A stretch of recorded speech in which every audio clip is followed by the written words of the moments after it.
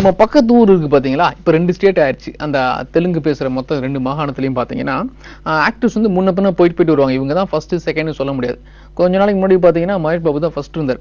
அதுக்கப்புறம் பவன் கல்யாணம் வந்து மாறிட்டே இருந்துச்சு. இப்போ மறுபடியும் பார்த்தீங்கன்னா 2-3 வருஷத்துக்கு அப்புறமா மகேஷ் பாபு முதலிடத்தை பிடித்து விட்டார் அப்படின்னு ஒரு நியூஸ் வந்திருக்கு. இது எப்படி என்ன மாதிரி எதை வச்சு சொல்றீங்க அப்படின்னு பார்த்தீங்கன்னா, ஆல்ரெடி ஒரு 2-3 படம் வருஷம் ஹிட் ஆச்சு. அது மட்டும் இல்லாமல் அவருடைய சம்பளம் வந்து 25 கோடி தொட்டுட்டாரு அப்படின்னு சொல்றாங்க. என்னங்க அப்படியா அப்படின்னு நீங்கள் கேட்டீங்கன்னா உண்மைதான். செகண்ட் இடத்துல பார்த்தீங்கன்னா பவன் கல்யாண் 22 கோடி, ஜூனியர் என்டிஆர் வந்து 20 கோடி, அப்புறம் ராம் சரண் 18 கோடி, அல்லு அர்ஜுன் வந்து 15 கோடி அப்படின்னு சொல்றாங்க. இந்த நிலவரத்தை வச்சு பார்க்கும்போது மகேஷ் பாபு ஃபர்ஸ்ட் அப்படின்னு சொல்லிட்டு இருக்காங்க. இதில் என்னன்னு பார்த்தீங்கன்னா சிரஞ்சீவி மோடி நடிக்க வந்துட்டார். ஒருவேளை அவர் 40-50 கோடி வாங்கினா அவர் ஃபர்ஸ்ட் வந்துருவாரோ தெரியல. சமீபத்தில் பார்த்தீங்கன்னா இந்த போக்கிரி ராஜா படம், அதாங்க நம்ம சிபிராஜ், ஹன்சிகா, ஜீவா ஹீரோவை நடிக்கிற படம். அந்த படத்தோட அந்த ஒரு அத்து விட்டா அப்படிங்கிற ஒரு பாட்டுக்கு ஆடியோ லான்ச் பண்ணாங்க. இதில் வந்து எஸ்.ஜே. சந்திரசேகர் மற்றும் டி.ஆர். சார் வந்து ஸ்பெஷல் கெஸ்ட்டாக கலந்துக்கிட்டாங்க. அப்போ டி.ஆர். சொன்னார், இந்த அத்து விட்டாங்கிற பாட்டு சூப்பராக இருந்துச்சு. கேட்டேன், இதை முதல்ல பாடுறதுக்கு என்ன தான் கூப்பிட்டாங்க, பட் அப்போ இருந்த மண்ணில் வேணான்னு சொல்லிட்டேன். பட் பாட்டு கேட்டது சூப்பராக இருந்துச்சு. பாட்டோட கருத்து பார்த்தீங்கன்னா பொண்ணு வந்து அப்படியே சைட் அடிப்பாங்க, கல்யாணம் பண்ணிப்பாங்க, ஆனால் பசங்களை கழட்டி விட்டுவாங்கன்னு இருக்கு.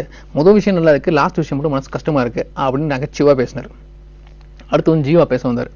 ஜீவா என்ன சொன்னார்னா, அதாவது நானும் சிபியும் சண்டை போட்ட மாதிரி நியூஸ்லாம் வந்துச்சு, அது உண்மை இல்லை அப்படின்னு ஒரு குண்டு தூக்கி போட்டார்.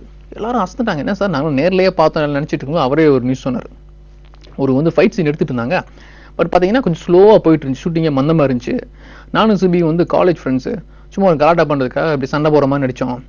அது வந்து பார்த்தீங்கன்னா உண்மை நினச்சிட்டாங்க, அப்படிலாம் கிடையாது, நானும் சிபியும் மாமே மச்சான் ஃப்ரெண்ட்ஸ் அப்படின்னு சொன்னார். இது எல்லாத்துக்குமே தெரியும்.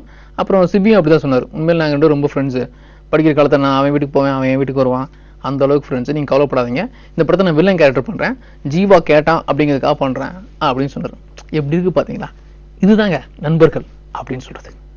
பாகுபலி படம் ரிலீஸ் ஆகி ஓடி முடிச்சு 6 மாதம் ஆனதுக்கப்புறம் பார்த்தீங்கன்னா இந்த படத்தை பற்றி டெய்லி பேசிகிட்டு இருக்கோம், அவ்வளோ நியூஸ் இருக்குது. பாகுபலி பார்ட் 1ல் பார்த்தீங்கன்னா பிரபாஸ் வந்து 130 கிலோ இடையில இருந்தார். அதுக்கு முன்னாடி 60-65 கிலோ தான். பட் இந்த படத்துக்காக 130 கிலோ வரைக்கும் எடையை கூட்டினாரு. அடுத்து பாகுபலி பார்ட் 2க்காக பார்த்தீங்கன்னா 150 கிலோ ஆக போகிறாராம், இன்னும் 20 கிலோ எடையை கூட்ட போகிறாராம். எப்படி இருக்குது பார்த்தீங்களா, அந்த அளவுக்கு ஒரு பவர்ஃபுல்லான கதை, ஒரு ராஜாவோட கதை, நிறைய போர்க்காட்சிகள் அதிகமாக இருக்கிறதுனால எடை கூட்டினா நல்லா இருக்குன்னு சொல்லி ராஜமௌழி சொல்லியிருக்காரு. இதுக்காக பார்த்தீங்கன்னா பிரபாஸ் வந்து டெய்லி 50 முட்டைக்கரு சாப்பிட்றாராம். அந்த ஒயிட் யாக் இருக்குல்ல, அதை சாப்பிட்டா தான் உடம்பு ஏறுமா, ப்ரோட்டீன் அதிகம்னு சொல்லிட்டு.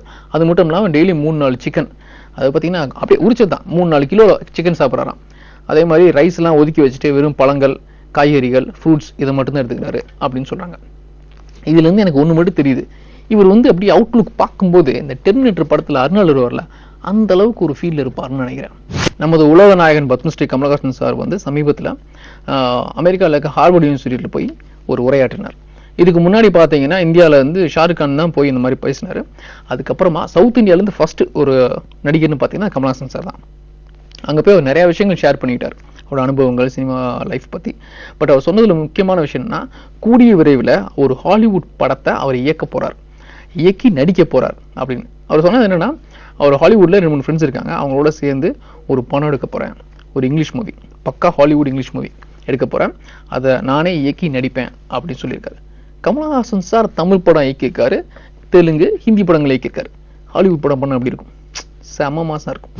தமிழ் சினிமாவில் நிறையா ட்ரெண்டு போயிட்டு இருந்தாலும் இப்போதைக்கு கரண்ட் ட்ரெண்ட் என்னன்னு சொல்லி பார்த்தீங்கன்னா, அதாவது சீக்குவல்ஸ் எடுக்குது. பாகம் 2, பாகம் 3ன்னு சொல்லி நிறையா படங்கள் எடுத்துகிட்டு இருக்காங்க. ஒவ்வொரு வருஷம் வந்துட்டு இருக்கு இந்த மாதிரி. ஒரு சில படங்கள் வரும், ஒரு சில படங்கள் வராது. பட் இந்த வருஷம் மட்டும் ஒரு 10-15 படங்கள் பார்த்தீங்கன்னா 2ஆம் பாகம் எடுத்துகிட்டு இருக்காங்க. உங்களுக்கே தெரியும், ஜனவரியிலே பார்த்தீங்கன்னா அரண்மனை 2 ரிலீஸ் ஆச்சு, சக்ஸஸ்ஃபுல்லாக ஓடிட்டு இருக்கு.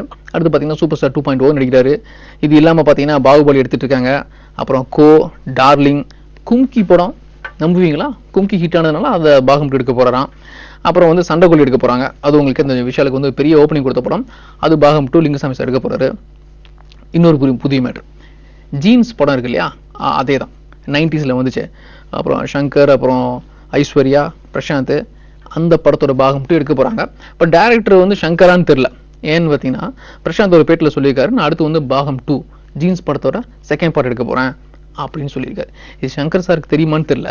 எது எப்படியோ இந்த வருஷம் பார்த்தீங்கன்னா பேக்டு, அப்படியே வருஷம் ஃபுல்லும் பேக்டாக பாகம் 2, பாகம் 3, பாகம் 4 அப்பெல்லாம் வரிசையாக வந்துட்டு இருக்கும். ஹாலிவுட் மாதிரி ஆச்சு நம்ம ஊர். உங்களுக்கே தெரிஞ்சிருக்கும், இப்போ இருக்க இளம் நடிகர்களில் வந்து ஒரு முன்னணி ஹீரோ, அதாவது ஃபர்ஸ்ட் இருக்க ஹீரோன்னு பார்த்தீங்கன்னா தனுஷ் தான். அவருக்கு தான் பெரிய மாஸ் இருக்குது. ரசிகர்கள் கூட்டமும் அதிகமாக இருக்குது. அவர் படத்தில் நடிகைனா ஹீரோயின்கள்லாம் நான் நீ போட்டுட்டு இருக்காங்க இல்லையா. இந்த மேட்ருக்கு வரேன், நிமிஷம் வெயிட் பண்ணுங்க. இந்த கொடி படத்தில் இப்போ நடிச்சிட்டு இருக்காரு. அது வந்து ஒரு அரசியல் சம்பந்தப்பட்ட ஒரு ஒரு கமர்ஷியல் மூவி அப்படின்னு சொல்கிறாங்க. தாடியெல்லாம் வச்சு சூப்பரான கெட்டப் நடிச்சிட்டு இருக்காரு. இல்லை பார்த்தீங்கன்னா 2 ஜோடி, ஒன்று த்ரிஷா, ஒன்று வந்து ஷாம்லி. அவங்க தான் ஷாலினியோட தங்கச்சி. இப்போ என்னன்னா இந்த படத்தில் வந்து த்ரிஷாக்கு தான் முக்கியமான கேரக்டர் அப்படின்னு முதலே சொல்லிட்டாங்க. ஒரு வில்லி கேரக்டர் மெயின் ரோல்னு சொல்லிட்டாங்க. அதனால ஷாம்லி வந்து என்னப்பா நம்ம பாட்டுக்கு மட்டும் வந்து பண்ண நல்லா இருக்காதுன்னு சொல்லி படத்துலேருந்து விலகிட்டு தான் நியூஸ். பட் என்னதான் முயற்சி பண்ணி பார்த்தீங்கன்னா யூனிட்டை கான்டாக்ட் பண்ண முடியல. 2 தரப்புலேருந்து சரியான நியூஸ் வர மாட்டேங்குது. பட் தெரிந்த தகவல் பிரகாரம் ஷாம்லி இந்த படத்தில் நடிக்க மாட்டாங்க அப்படின்னு சொல்கிறாங்க. எனக்கு தெரிஞ்சு நம்ம ஊர் நடிகர்கள், அதாவது தமிழ் நடிகர்கள் நிறைய பேர் ஹிந்தியில் போய் நடிச்சிட்டு இருக்காங்க. டெக்னீஷியன்ஸ்லாம் ஆல்ரெடி ஹிட். பட் இப்போ தமிழில் வளர்ந்து வர்ற ஒரு காமெடி நடிகர் காளி வெங்கட், அதாங்க முண்டாசுப்பட்டி, தெக்கடி, அதெல்லாம் காமெடி கேட் பண்ணியிருப்பார் இல்லையா. அவர் வந்து சமீபத்தில் வெளியான இறுதி சுற்று படத்தில் வந்து ஹீரோனுக்கு அப்பாவாக நடிச்சிருப்பார். காமெடி கேட்னா படத்தில் அவர் தான். அவர் பண்ணுற காமெடி சூப்பராக இருக்கும். இவர் வந்து சமீபத்தில் பேட்டியில் சொல்லியிருக்காரு, நான் ஹிந்தி வெர்ஷன்லேயே நான் தான் நடித்தேன் அப்பா கேரக்டர், ரொம்ப சந்தோஷமாக இருந்துச்சு. அவர் என்னன்னா ஹிந்தி நடிக்கும்போது ரிஹர்சல் பண்ணுவாங்கல்ல, அது வந்து பார்த்தீங்கன்னா ராஜ்குமார் ஹிரானி இந்த படத்தை ஹிந்தியில் தயாரிச்சார் இல்லையா. ராஜ்குமார் ஹிரானி 3 Idiots டைரக்ட் பண்ணாரு. அவர் வீட்டில் தங்கி தான் நடிச்சிருக்காங்க, ப்ராக்டிஸ் பண்ணியிருக்காங்க. அது எனக்கு ரொம்ப நல்ல அனுபவம், அவர் பார்த்தது ரொம்ப சந்தோஷம் அப்படின்னு சொல்லியிருக்காரு. அது மட்டும் இல்லாமல் படத்தை பார்த்த நிறைய பேர் வந்து யார் இந்த கேரக்டர் நல்லா பண்ணியிருக்காரு அப்படின்னு கேட்டிருக்காங்களாம். இதுலேருந்து என்ன தெரியுதுன்னா காளி வெங்கட் வந்து அடுத்து இந்த வருஷம் வந்து நிறைய ஹிந்தி படங்கள் நடிக்க வாய்ப்பு இருக்கு அப்படின்னு தெரியுது.